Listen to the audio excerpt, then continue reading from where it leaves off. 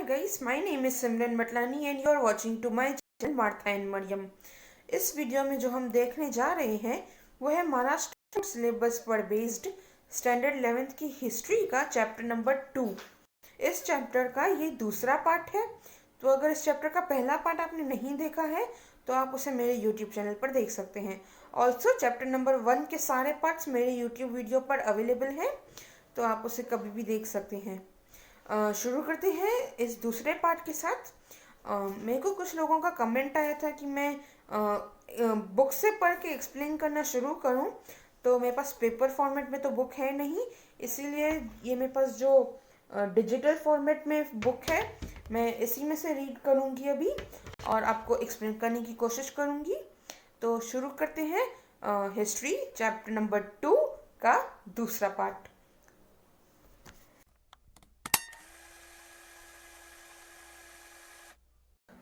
तो आज के इस सेकंड पार्ट को शुरू करने से पहले मैं आपको मेरे प्रीवियस वीडियो का एक रिकैप बता देती हूँ।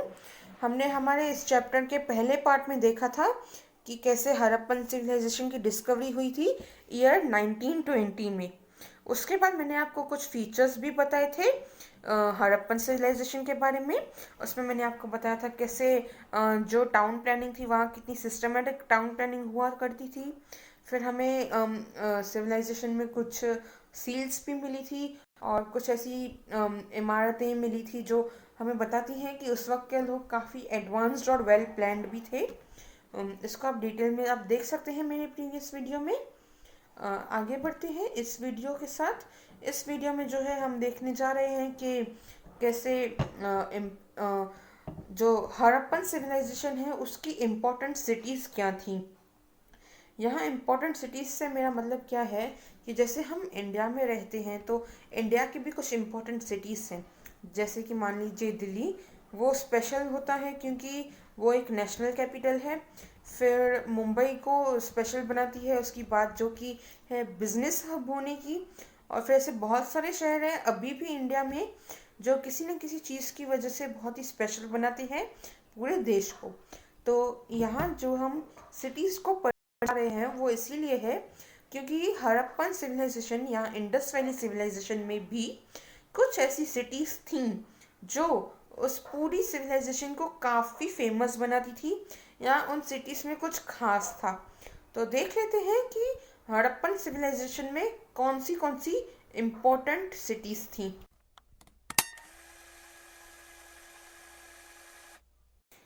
जैसा कि मैंने आपको पहले बताया था, हड़प्पा जो है वो पहला शहर था जहाँ एक्सकावेशन हुई थी। आगे देखते हैं अपने टेक्स्ट बुक में। हड़प्पा की लोकेशन जो है यहाँ बताई गई है। हड़प्पा सिचुएटेड थी रिवर रावी के तट पर, जो कि आज पंजाब पाकिस्तान के डिस्ट्रिक्ट साहिवाल में आता है। इसका जो एरिया था वो था 150 हेक्टर्स का, यानी कि ये जो पूरा शहर था वो 150 हेक्टर्स में फैला हुआ था। आगे देखते हैं। यहाँ पर पहली एक्सकवेशन तो 1921 में ही हुई थी और उसके बाद टाइम टू टाइम यहाँ बहुत सारी एक्सकवेशंस की गई थी। और जो सबसे इम्पोर्टेंट एक्सकवेशन उसके बाद हुई थी वो थी ईयर 1946 में। उस वक्त इंडिया में आर्कियोलॉजिकल सर्वे ऑफ इंडिया के जनरल डायरेक्टर जो थे वो थे सर मॉर्टिमर व्हीलर, इनका नाम। और ये ईयर 1946 आप याद रखिएगा। इस वक्त जो एक्सकवेशन हुई थी उसमें पता चला था कि हड़प्पन सिटी के आसपास जो है वो एक फोर्टिफाइड वॉल है, उसके ट्रेसेस हमें मिले थे। फोर्टिफाइड वॉल के बारे में मैंने शायद आपको लास्ट वीडियो में बताया था कि एक ऐसी वॉल होती है जो शहर के आसपास बनाई जाती है शहर की प्रोटेक्शन के लिए, ताकि कोई उसे तोड़ के अंदर घुस ना सके और उसे डिस्ट्रॉय ना कर सके, आप ऐसे कह सकते हैं। आगे देखते हैं सेटलमेंट के बारे में। यहाँ जो सबसे पहली सेटलमेंट बनी थी वो थी around 3300 years before Christ. Before Christ को आप ध्यान दीजिएगा, मैं आज से 3500 साल पहले नहीं बल्कि क्राइस्ट के जन्म से भी 3300 साल पहले कह रही हूँ। जो पहला फेज वहाँ शुरू हुआ था उसे हम अर्ली हड़प्पन सेटलमेंट कहते हैं। ये शुरू हुआ था 3300 बिफोर क्राइस्ट एरा। एंड जो उसके बाद मेच्योर हड़प्पन फेज आया था जिसमें बहुत सारी प्रोग्रेस हुई थी हड़प्पन सिटी में। वो फेज शुरू हुआ था 2600 बिफोर क्राइस्ट एरा में। जो इस सिविलाइजेशन का लास्ट स्टेज था उसे हम लेट हड़प्पन पीरियड कहते हैं। ये पीरियड करीब करीब 2400 से 1900 बिफोर क्राइस्ट पीरियड में शुरू हुआ था। 1900 तक ये सिविलाइजेशन डिक्लाइन होना शुरू हो चुकी थी। और सबसे इंटरेस्टिंग बात यह है कि आज तक कोई डेफिनेटली ये नहीं बता पाया है कि आखिर कैसे ये सिविलाइजेशन डिक्लाइन हुई। आगे बढ़ते हैं कि जो सबसे पहली एक्सकवेशंस हुई थी उसमें आर्कियोलॉजिस्ट को ऐसा लगा था कि जो पूरा हड़प्पन सिटी है वो एक्चुअली दो पार्ट्स में डिवाइडेड है रिस्पेक्टिवली, जिसे हम कहते हैं सीटाडेल्स, जहाँ पर ग्रैनरीज थी और कुछ ऐसे कह सकते हैं एडमिनिस्ट्रेशन बिल्डिंग्स हुआ करती थी, रिलीजियस प्लेसेस भी हुआ करती थी। और जो दूसरा पार्ट था वो था लोअर टाउन, जिसे आप कह सकते हैं वहाँ लोकल पब्लिक रहा करती होगी जितना मैं मानती हूँ। लेकिन जो हाल ही में एक्सकावेशंस हुई उनमें पता चला कि हड़प्पन सिविलाइजेशन का ये जो सिटी है ये सिर्फ इन दोनों पार्ट्स में नहीं है, यहाँ पर 4 पार्ट्स थे टोटल। इन दोनों के अलावा हमें फैक्ट्री एरिया मिला है। एक फैक्ट्री एरिया जहाँ जैसे मैंने बताया था पॉटरी और इन सब चीज़ों की बीड्स की प्रोडक्शन की जाती होगी, और एक था क्वार्टर्स जहाँ पर आर्टिसंस रहते थे। एक और बात जो नोट करने की है वो ये है कि सीटाडेल्स जो हुआ करते थे उनके नॉर्थ में हमें आप कह सकते हैं ग्रैनरी मिली थी। ग्रैनरी जहाँ पर अनाज स्टोर किया जाता था। और हम ये कंक्लूड कर सकते हैं इस बात से कि जो लोग सीटाडेल्स में रहते थे वो इस ग्रैनरी को सुपरवाइज करते थे और वहाँ पर लोग काम किया करते थे उन ग्रैनरीज में। आप सोच सकते हैं जैसे काम मतलब ग्रैनरीज से अनाज लेकर के पूरे शहर में मार्केट में बेचना और फिर उसको एक्सपोर्ट करके दूसरे शहरों में बेचना। तो यही है हमारे हड़प्पा के बारे में जो हमें हमारे बुक में बताया गया है।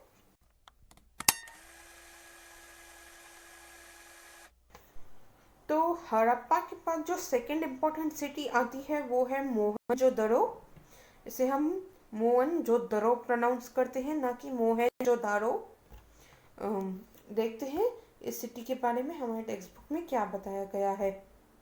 The excavations begin in the year around 1921। जैसे कि मैंने बताया था हड़प्पा में 1920 में शुरू हुई थी, यहाँ पे भी 21-22 के आसपास एक्सकवेशंस शुरू हुई थी। शुरू किसने की थी? राखलदास बनर्जी। ये नाम राखलदास बनर्जी आप याद रखिएगा। पहली एक्सकवेशंस इन्हीं ने शुरू की थी। इन्होंने क्या कंक्लूड किया था कि इंडिया की इंडस वैली सिविलाइजेशन जो है वो कल्चरली मेसोपोटामिया की एंशियंट सिविलाइजेशन से बहुत मेल खाती है। वो इन्होंने इसीलिए कहा था क्योंकि उन्हें जो सील्स और जो आर्टिफैक्ट्स वहाँ से मिले थे उन्हें बिल्कुल ऐसा ही लगा कि जो इंडिया की इंडस वैली सिविलाइजेशन है और जो मेसोपोटामियन एंशियंट सिविलाइजेशन है वो काफ़ी सिमिलर है कल्चरली। 1923 और 24 में और इन्फॉर्मेशन कलेक्ट करने के लिए कुछ और लोगों ने एक्सकवेशन शुरू की थी सर जॉन मार्शल के अंडर। ये नाम सर जॉन मार्शल आप याद रखिएगा। 1923-24 में ये आर्कियोलॉजिकल सर्वे ऑफ इंडिया के डायरेक्टर जनरल थे। इन्होंने इनके साथ किन्होंने काम किया था वो नाम है मधो स्वरूप वत्स, काशीनाथ नारायण दीक्षित, अर्नेस्ट मैके, और इनके साथ कुछ और लोग थे जिन्होंने सर जॉन मार्शल के अंडर एक्सकवेशंस की और काफ़ी सारी नई इंफॉर्मेशन हासिल की। अब इन्हें मिला क्या इन एक्सकवेशंस से?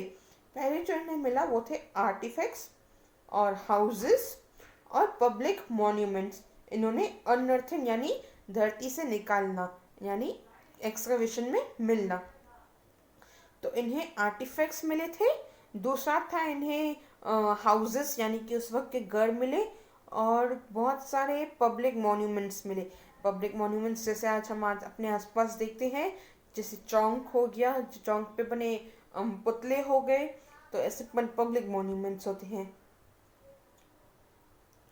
मोहनजोदारो की लोकेशन आगे दी गई है, जो है एक और रिवर है यहाँ पर, रिवर सिंधु।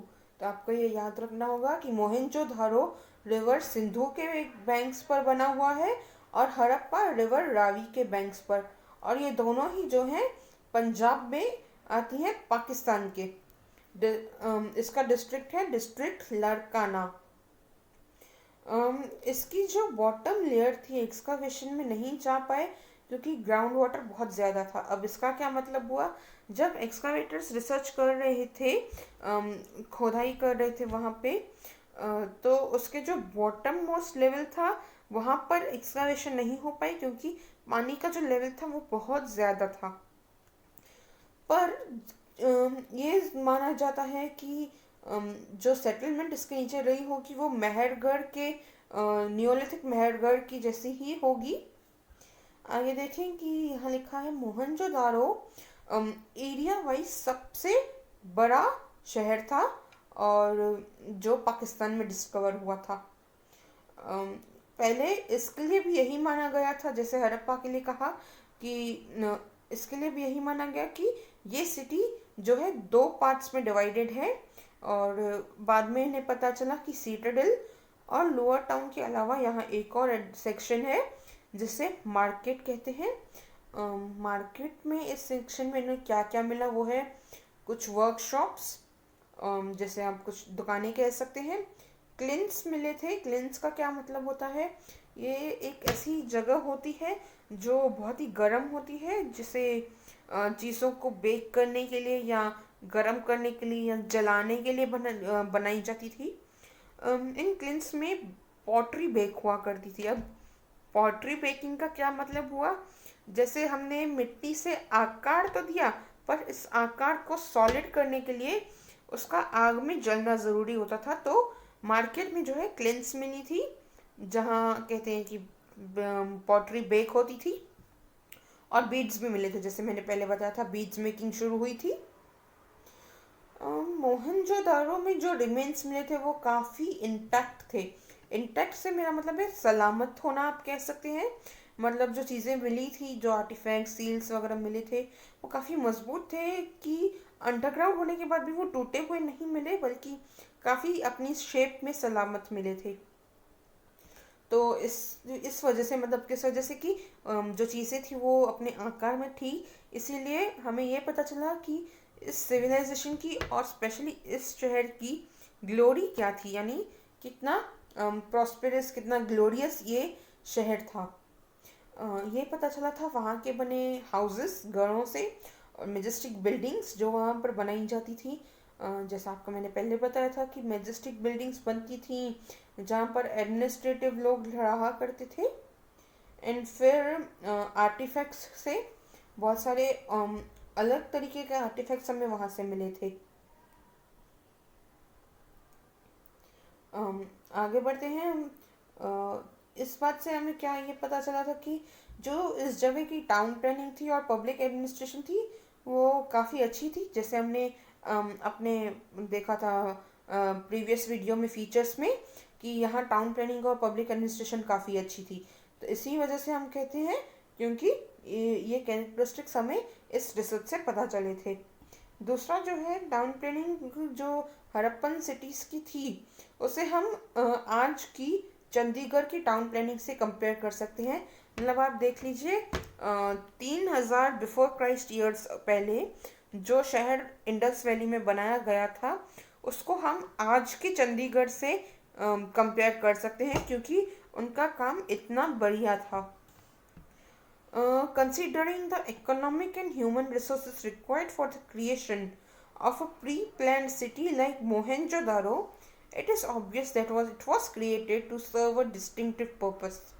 अब ये बात मोहनजोदारो के लिए क्यों लिखी गई है, क्योंकि अगर इतनी बड़ी प्री प्लान यानी कि पहले से ही प्लान करके सिटी बनाई गई है तो इसमें बहुत सारे इकोनॉमिक यानी कि पैसों में और ह्यूमन रिसोर्सेस यानी इंसान की ताकत लगी होगी, यानी बहुत सारे पैसे और इंसान की ताकत इस शहर को बनाने के लिए लगी होगी। तो ये सोचकर हम ये समझ सकते हैं कि मोहनजोदारो को किसी खास पर्पस से बनाया गया था। अब वो पर्पस क्या था ये तो हमें अब तक पता नहीं है। आगे बढ़ते हैं नेक्स्ट सिटी की ओर।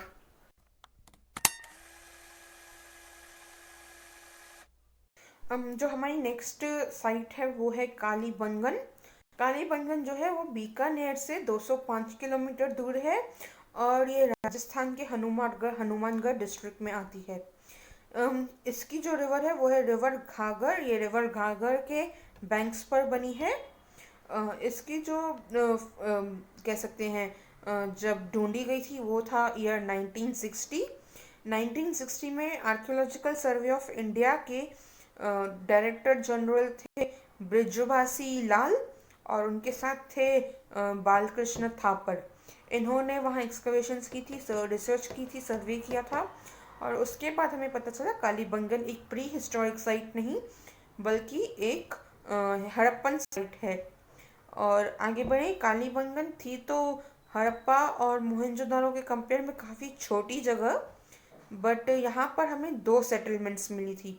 जो पहली सेटलमेंट थी वो थी अर्ली हड़प्पन पीरियड की। जैसे आपको बताया था हड़प्पन पीरियड 3 फेजेस में है, अर्ली हड़प्पन, मैच्योर हड़प्पन और लेट हड़प्पन। जो दो साइट्स थी उसमें पहली थी अर्ली हड़प्पन पीरियड की और दूसरी थी मैच्योर हड़प्पन पीरियड की। इस एरिया की या इस सिटी की एक दो खास बातें थी। पहली जो खास बात थी वो ये थी कि हमें यहाँ पर फरो मार्क्स मिले थे काफ़ी सारी फील्ड्स में। फरो मार्क्स अब क्या होते हैं, अगर आप देखें किसान जब हल चलाता है अपने खेत में तो उसके पीछे कुछ निशान रह जाते हैं। तो वो जो निशान थे वो काफ़ी सिमिलर थे उन निशानों से जो आज जब किसान हल चलाता है वैसे निशान पड़ते हैं। तो हम ये कह सकते हैं कि कालीबंगन में करीबन 2800 बिफोर क्राइस्ट पीरियड में फार्मिंग की जाती थी और काफ़ी फर्टाइल लैंड थी ये। जो दूसरी बात है जो बहुत यूनिक है इस शहर में बाकियों से, वो है यहाँ पर बहुत सारे फायर अल्टार्स मिले हैं। फायर अल्टार्स क्या होते हैं, इसे आप आग के लिए एक मंडप या एक हवन कुंड कह सकते हैं। पहले तो हमें सीटाडेल्स जो हम कहते हैं, मैंने आपको बताया था कि सीटाडेल्स हुआ करते थे यहाँ पर। तो सीटाडेल्स हमें कालीबंगन में भी मिले थे। ये शहर भी इनफैक्ट दो पार्ट्स में है, सीटाडेल्स और लोअर टाउन में। और सीटाडेल्स में हमें सीरीज में जैसे एक पैटर्न होता है या एक तरीके में लगे हुए बहुत सारे यानी करीबन 6 से 7 आग के ये मंडप हमें मिले थे। उसके अलावा हमें कुछ और प्रूफ्स मिले थे। वो क्या थे, बहुत सारे कॉमन लोगों का जो गढ़ था, कॉमन हाउस जो हुआ करते थे, उन लोगों के गढ़ में भी ये फायर अल्टार्स थे। और बहुत एक और चीज़ जो अलग हमें मिली वो ये थी कि जैसे मैंने बताया फोर्टिफाइड वॉल हुआ करती थी शहर के आसपास। फोर्टिफाइड वॉल के बाहर एक गढ़ मिला था जहाँ पर हमें फिर से सीरीज में लगी हुई फायर अल्टार्स मिली थी। और सबसे अलग बात यह है कि इन फायर अल्टार्स में हमें जानवरों की हड्डी भी मिली थी। तो हम इससे ये कंक्लूड कर सकते हैं कि जो इस शहर में लोग रहते होंगे वो शायद फायर की वर्शिप करते होंगे या शायद ये लोग अग्निदेव को मानते होंगे, हम ऐसा कह सकते हैं क्योंकि ऐसे हमें प्रूफ्स मिले हैं। अभी देखते हैं हमारे नेक्स्ट सिटी को।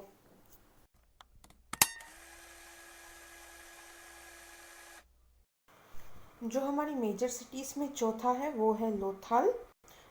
इस शहर की अगर लोकेशन की बात करें तो ये गल्फ ऑफ कच्छ में आता है जो कि गुजरात में है और आज के अहमदाबाद से 80 किलोमीटर्स के डिस्टेंस पे है। अब इसकी अगर एक्सकवेशन की बात करें तो ये ईयर 1955 और 1960 में एक्सकवेशन इसका किया गया था जिसके सुपरवाइज़र थे मिस्टर SR राव। एंड जैसे बाकी सिटीज़ के लिए हमने देखा है कि सिटी जो होती है वो दो हिस्सों में होती है, लोअर टाउन और सीटाडेल में। बट यहाँ एक अलग बात है, यहाँ पर जो सीटाडेल्स और लोअर टाउन्स थे उनकी जो फोर्टिफिकेशन वॉल थी वो दोनों के लिए एक ही थी, ना कि दोनों के लिए अलग अलग फोर्टिफिकेशन वॉल थी। उसके अलावा अगर यहाँ की स्पेसिफिकेशन की बात करें तो लोथाल को हम after a lot of research हम ये कह सकते हैं कि लोथाल ट्रेड के लिए एक बहुत ही इम्पोर्टेंट सेंटर था, क्योंकि यहाँ पर हमें डॉकयार्ड्स मिले हैं। आपको बता दूँ, डॉकयार्ड्स वो जगह होती है जहाँ पर शिप पार्क हुआ करती थी उस वक्त। तो यहाँ पर डॉकयार्ड्स भी है जहाँ शिप्स आती और जाती थी। उसके अलावा यहाँ पर वेयर हाउसेस और दुकानें मिली हैं सामान रखने और बेचने के लिए। तो हम ये सोच सकते हैं कि जो भी इंपोर्ट एक्सपोर्ट का उस वक्त काम हुआ होता होगा, उसके लिए लोथाल एक बहुत ही इम्पोर्टेंट सेंटर रहा होगा।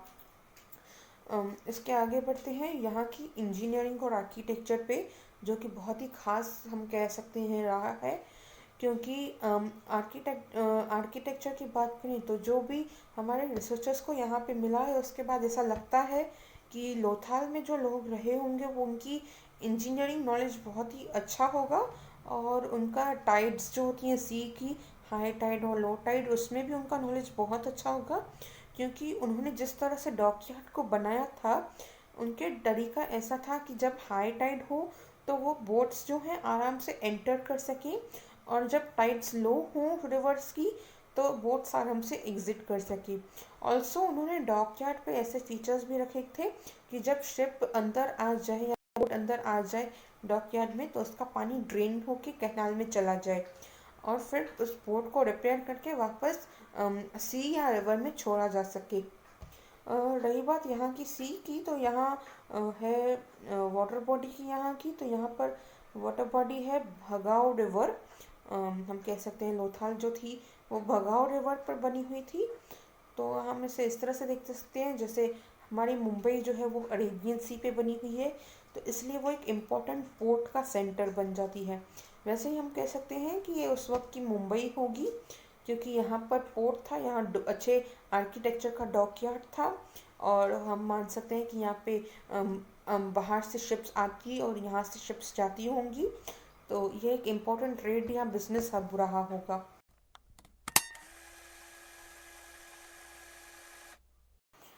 इसके बाद जो हम सिटी देखते हैं उसका नाम है ढोलावीरा। ढोलावीरा की डिस्कवरी की थी मिस्टर जेपी जोशी ने, जो कि डायरेक्टर जनरल थे आर्कियोलॉजिकल सर्वे ऑफ इंडिया के। बट इसकी एक्सकवेशन जो थी वो शुरू हुई थी 1990 में, under the supervision of R S Bisht. तो आप ये फर्क याद रखिएगा कि डिस्कवरी जो हुई थी वो तो हुई थी मिस्टर जेपी जोशी के अंडर, बट एक्सकवेशन शुरू हुई थी 1990 में आर एस बिस्ट के अंदर। सो एक्सकवेशन के जो साइट्स हमने देखे हैं अब तक, उसमें एक हम कह सकते हैं हड़प्पा की 5th लार्जेस्ट सिटी थी ढोलावीरा।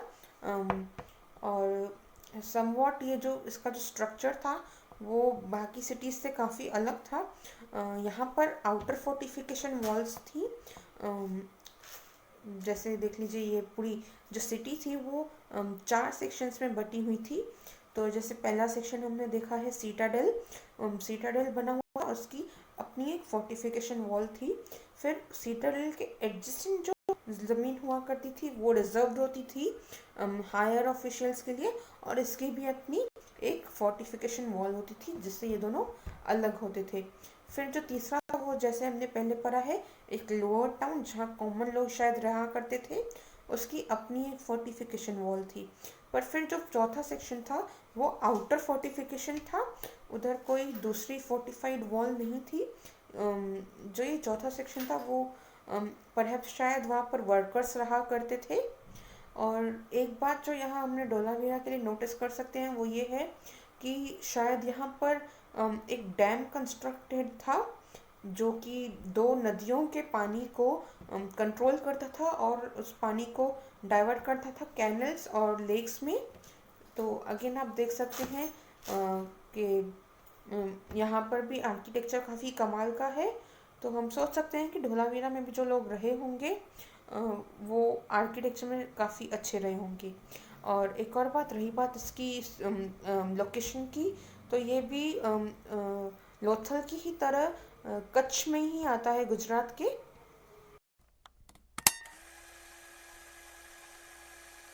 राखी गढ़ी की लोकेशन की बात करें तो इसकी लोकेशन जो है वो हरियाणा में आती है आज के, और इसका डिस्ट्रिक्ट है हिसार डिस्ट्रिक्ट।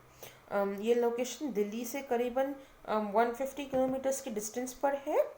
और यहाँ ये जो है ये रिवर चौतांग के बैंक्स पर यानी उसके तट पर बनी हुई है। जैसे मैंने प्रीवियस सिटीज़ के लिए बताया वो कौन सी रिवर बैंक पे है, वैसे ही ये भी रिवर चौतांग पे बनी हुई है।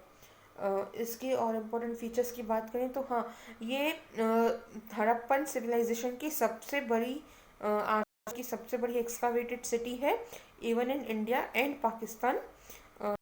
तो इसका जो एरिया है वो है 350 हेक्टर्स में ये पूरा सिटी फैला हुआ है। और इसमें हड़प्पन सिविलाइजेशन के सारे कैरेक्टरिस्टिक्स मौजूद हैं जो हमने अपने प्रीवियस वीडियो में देखे थे।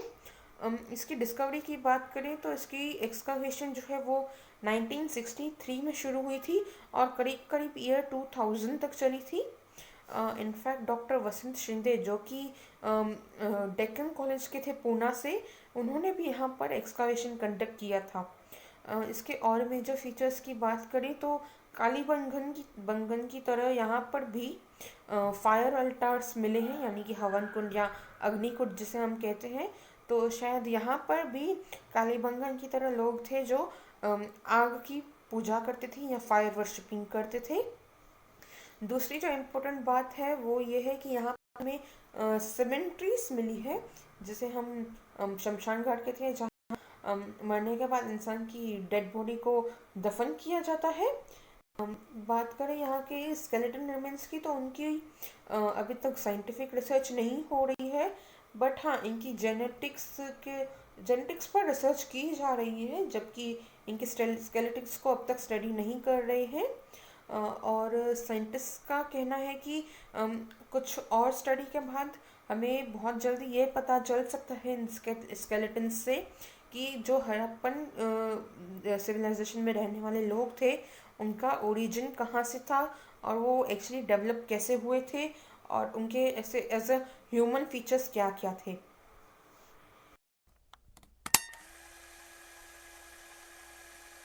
So that was all for our today's video. Comment section में ज़रूर बताइएगा अपने आइडियाज़ और सजेशंस मुझे। ऑल्सो इस चैप्टर के जो आगे के कंटेंट्स हैं उसको मैं नेक्स्ट वीडियो में ज़रूर कंटिन्यू करूँगी। सो अगर आप इस चैप्टर को और आगे समझना चाहते हैं और आगे के चैप्टर्स भी देखना चाहते हैं तो मेरे चैनल को सब्सक्राइब ज़रूर कर लीजिएगा। Thank you very much for watching this video.